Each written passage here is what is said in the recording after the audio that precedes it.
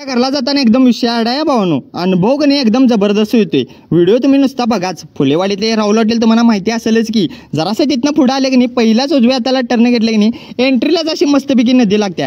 गाडी सकाळ त्याच्यात अशी सुळकी मारली का नाही, झप्प दिशान तिकडं असं बाहेर पडते. आणि आपलं स्वागत कसं होते भावानो, रस्त्याच्या दोन्ही बाजूला रांगोळी काढून होते की नाही, त्याच प्रकारे इतर रस्त्याच्या दोन्ही बाजूला मस्तपैकी असा कचरा पसरला बघा. दिसायला कसला वाट दिसते बघा की. आणि वास तर भावानो असला जबरदस्त येतो की नाही, काय सांगू तुम्हाला. बाकीचा रस्ता ओके आहे. 2-4 महिन्यापूर्वी लोकसभेचे इलेक्शन झाले नाही वे, हे मातोश्री वृद्धाश्रम बसणं अशी गाडी पळवली की नाही, जी थांबा तुम्हाला दाखवायचं राहिले की इथं लय मोठं प्रदर्शन भरले.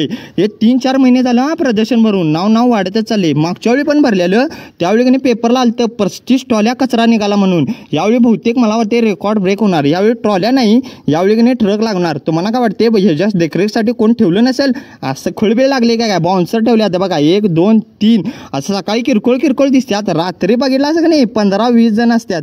या आपलं जाता म्हसोबाचं मंदिर लागतोय, इथं नमस्कार करतोय आपण. तिथनं पुढे गेलं का नाही गणपतीचं मंदिर लागते. इथनं नजारावरनं काय दिसते, अख्खं कोल्हापूर दिसते. इथनं गेलं का नाही जम्पिंग जॅकॉमध्ये गेल्या का नाही वाटते बघा, एवढं खड्डा आहेत.